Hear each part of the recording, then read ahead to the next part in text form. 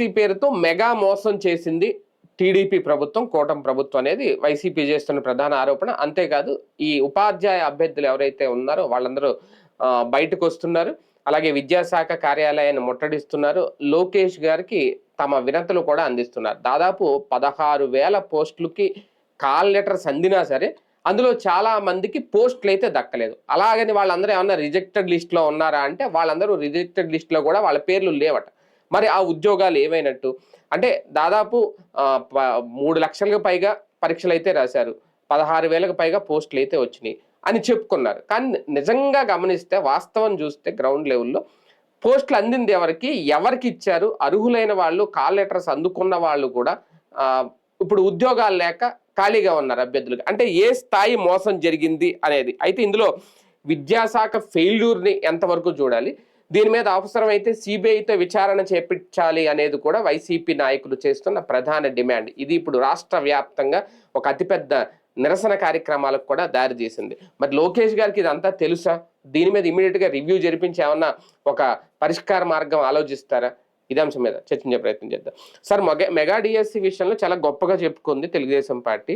కానీ ఇప్పుడు వీళ్ళ చెబుతున్న లెక్కలు నిజంగా కొంతమంది అభ్యర్థులు కూడా బయటకు వచ్చి చెప్తున్నారు, వాళ్ళకి వచ్చిన కాల్ లెటర్స్ చూపిస్తున్నారు, కానీ వాళ్ళకైతే పోస్ట్ దక్కలేదు. అంటే ఏ స్థాయిలో మోసం జరిగింది? ఉపాధ్యాయ అభ్యర్థులను దగా చేసింది విద్యాశాఖలో ఒక కొంత స్థాయి అయినా పై స్థాయి వరకు తెలుసు అనుకోవాలా? అంటే ఒకటి బేసిక్గా పారదర్శకత అన్నటువంటిది చూపించాలా ప్రభుత్వం. ఇప్పుడు అంతా ఆన్లైన్లోనే ఓపెన్గా చూపించేటటువంటిది ఎందుకు తేడా వచ్చిందో తెలియదు. ఒకటి వీళ్ళు కంగారు పడింది ఏంటంటే అబ్బాయి ఎవరైతే అవుట్ సోర్సింగ్ ఎంప్లాయీకి ఫస్ట్ రావడం, 100కి 100 రావడం అంటే తేడా జరిగింది. ఇప్పుడు మోడీకి ఇట్లాంటిది మేనేజ్ చేయడం రాదు, పైగా సిబిఐ ద్వారా ఇంకా 4 లోపల వేపిస్తాడు. ఇప్పుడు అక్కడ కూడా ఏంటి, ఆ పేపర్లు తయారు చేసి నీట్ పేపర్ తయారు చేసిన తర్వాత దాన్ని ఒక్కసారి చూసే విభాగానికి సంబంధించిన ఉద్యోగులు వాళ్ళకి ఈ పేపర్ ఏది అన్నీ కూడా కాదు, 100 బిట్లో కొన్ని బిట్లు అక్కడికి పంపించారు. కొంతమందికి ఇంపార్టెంట్ క్వశ్చన్స్ అన్న పేరుతో వీళ్ళే క్లాస్ తీసుకుని డబ్బులు తీసుకుని చేశారు. అదేం మోడీతో సంబంధం ఏముండదు.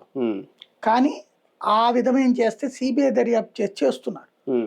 ఇక్కడ వచ్చేటప్పటికి ఆ వ్యక్తి ఎట్లాగా అంటే అనుమతి తీసుకోలేదు కాబట్టి, రూల్స్ ప్రకారం అనుమతి తీసుకోలేదు కాబట్టి అతని పక్కన పెట్టామని చెప్తాను.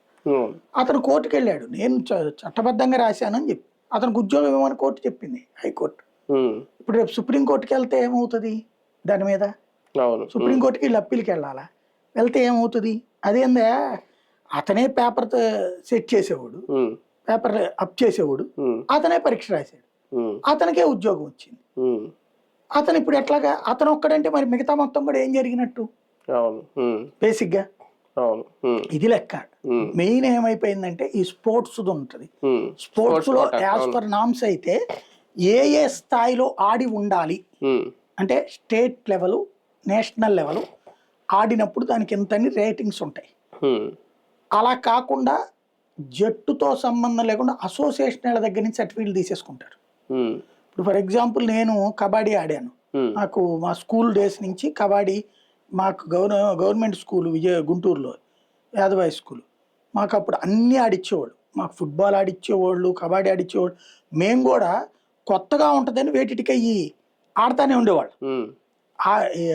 అంతా రాకపోవచ్చు కానీ ప్రతి దాంతో టచ్ ఉంటుంది.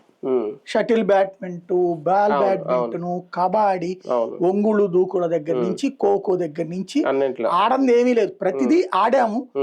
ఎక్స్పర్టైజేషన్ వచ్చింది 2-3 ఇట్లలో, అందులో కబడ్డీ ఒకటి. ఈ కబడ్డీ దాంట్లో ఆడినప్పుడు తర్వాత నేనేమైంది, డిగ్రీలో టైంలో, డిగ్రీ ఫస్ట్ ఇయర్ టైంలో కబడ్డీ ఆడకి మాకు క్లాస్కి ఒకటి జట్టు పెడతారు. అప్పుడు మా క్లాస్ జట్టు తరపున నేను ఆడా. తర్వాత మేము ఫస్ట్ ఇయరే ఫైనల్ అవ్వాలని కొట్టి ఫైనల్స్కి వెళ్ళాం. కాకపోతే మెయిన్ జట్టు దగ్గరకు వచ్చేటప్పటికి నన్ను ఒక ఆటలో ఆడిచ్చారు. మొత్తం 4 ఇట్లలో 4 జట్లు అడిగినప్పుడు దాంట్లో 2 ఇట్లు ఆడిచ్చారు నా చేత, 2 ఇట్లు ఆడిచ్చలేదు. కానీ సర్టిఫికెట్లో 4 ఇట్లో నా పేరు వస్తుంది, ఇది ఆడాను కాబట్టి. కానీ ఒక 5-6 ఆడనోళ్ళకు కూడా సర్టిఫికెట్లు వచ్చినాయి. ఆడడం కూడా సర్టిఫికెట్లు వచ్చినాయి, అంటే పార్టిసిపేషన్ సర్టిఫికెట్ లాగా ఇస్తారు. ఇచ్చేస్తారు. అవి అంటే ఆ కాకుండా జట్లో ఉన్నట్టే జట్లో ఉన్న వాళ్ళకి ఎక్స్ట్రా ఆటగాళ్ళకి కూడా ఆడకపోయినా ఇచ్చేస్తారు కదా. అవును. అట్లాగా వీళ్ళు కొన్ని దాచిపెట్టి ఉంచుతారు. అట్లాగే అవే ఇప్పుడు ఇట్లా అది నిజమా, అది ఎవరు తేల్చాలి?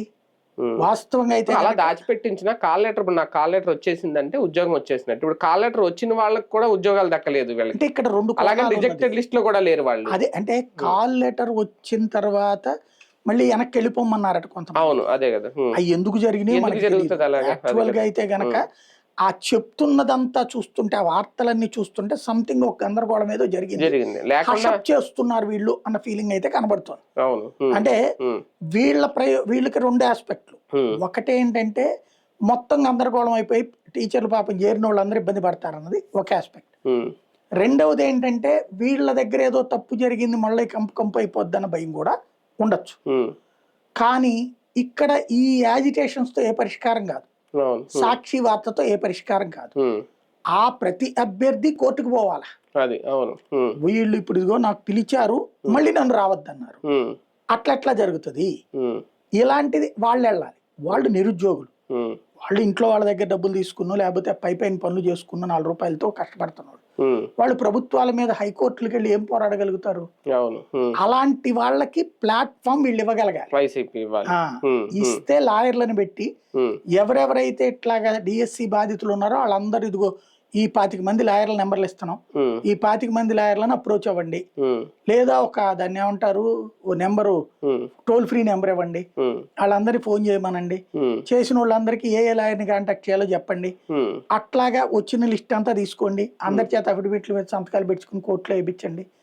అప్పుడు కోర్టు దాని మీద సిబిఐ దర్యాప్తుకు ఆదేశిస్తుందా, సిఐడి దర్యాప్తుకు ఆదేశిస్తా, లేదా వీళ్ళు చెప్తున్న తప్ప, అంటే వీళ్ళు అసలు క్లెయిమ్ చేస్తున్నది తప్ప. ఎందుకంటే ప్రతిదానికి నోటీస్ ఇవ్వాలి అవతలకి. ఆ నోటీస్ ఇచ్చినప్పుడు వాళ్ళు దానికి ఆన్సర్ చేస్తారు. ఆన్సర్ రైటా, వాళ్ళు చేస్తున్న ఆరోపణ రైటా, ఇది కోర్టుకి ప్రాథమికంగా ఒక అవగాహన వచ్చాక దీని మీద దర్యాప్తు చేయించాలా లేకపోతే అవసరం లేదా అనేది కోర్టు తేల్చేసింది అనుకోండి, హైకోర్టు, ఎనఫ్ ఇష్యూ తేలిపోతుంది కదా. ఇప్పుడు రైట్ ప్రజా పోరాటం కరెక్టే, పేపర్లో వార్తలు రాయడం కరెక్ట్, ఇది అయిపోయింది. నెక్స్ట్ స్టేజ్కి ప్రిపేర్ అవ్వండి. అప్పుడు అంటే ఇక్కడ ఏంటంటే 18,000 మంది ఉద్యోగాలు పొందారు, ఓ 3 లక్షల మంది 4 లక్షల మంది ఉద్యోగాలు పొందరు. వాళ్ళల్లో 2 లక్షల మంది పట్టించుకోరు, మళ్ళీ చదువుదాంలే మళ్ళీ కష్టపడదాం. కానీ 1 లక్ష మంది అయితే ఇట్లా నోటి దాకా వచ్చిపోయిందనే ఫీలింగ్ ఉంటుంది.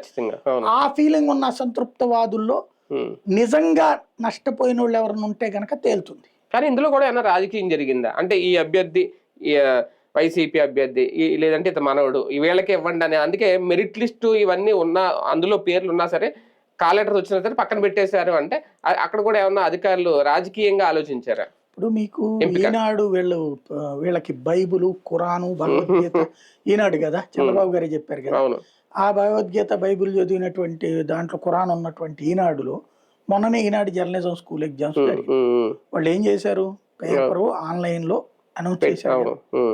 మరి మీరు ఆన్లైన్ లో పెట్టండి, సింపుల్. ఇప్పుడు నీట్కి ఏం చేయాలి, ఇప్పుడు దాని పేరు సిబిఎస్ఈ ఎట్లా కూడా వచ్చింది, వాళ్ళది అప్లోడ్ చేశారు. ఇప్పుడు ఇది పారదర్శకంగా జరిగిందని తెలియాలంటే ఏ ప్రాతిపదికన వీళ్ళని చేశారు, అవసరమైతే 10 రూపాయలు పోతే పోయిందని ఒక ఆన్లైన్ పోర్టల్ పెట్టేసి వాళ్ళందరి పేపర్లు అందులో పెట్టేయండి. పెట్టేస్తే ఇక అసలు వీళ్ళు మాట్లాడడానికి 16,735 పోస్టులు ఎన్నో వచ్చినాయి సార్. ఈ 16,737 మందికి పెట్టిన కాల్ లెటర్స్ వాళ్ళకి వచ్చిన వాళ్ళ లిస్టు పెట్టేస్తే ఇప్పుడు రాలేదనుకున్న వాళ్ళ దగ్గర కూడా కాల్ లెటర్స్ ఉన్నాయి. ఇవి అవి కంపేర్ చేసుకున్నప్పుడు ఈ కాల్ లెటర్స్ అందులో లేదు అంటే ఏదో జిమ్మికి జరిగింది. మార్కులు కూడా మార్కుల లిస్టు లెక్క ప్రకారం ఏంటంటే 1:3 or 1:5 పిలవాలి. అవును, ఈ పిలిచినటువంటి దాంట్లో ఏ ప్రాతిపదికన, మామూలుగా అయితే కనుక మార్కుల ప్రాతిపదికనే తీసుకోవాలి. మళ్ళీ ఇంటర్వ్యూ ప్రాతిపదిక ఏమైనా మార్చారా, మార్కులు తక్కువ వచ్చినా సరే, ర్యాంకు తక్కువ వచ్చినా సరే వాళ్ళని టీచర్ ఇచ్చి ఎక్కువ వచ్చిన వాళ్ళకి ఇవ్వలేదు, ఇది ఎట్ట తెలుసుద్ది? నువ్వు ఆ లిస్టుని ఇప్పుడు సచివాలయాల దగ్గర లబ్ధిదారు లిస్ట్ ఎట్ట పెడుతున్నారు అట్లాగా ఓ లిస్ట్ అనౌన్స్ చేయండి, ఇదిగో వీళ్ళకి ఉద్యోగాలు వచ్చినాయి, వీళ్ళకి ఎన్ని మార్కులు వచ్చినాయి అని ఒక్కటి అనౌన్స్ చేయండి.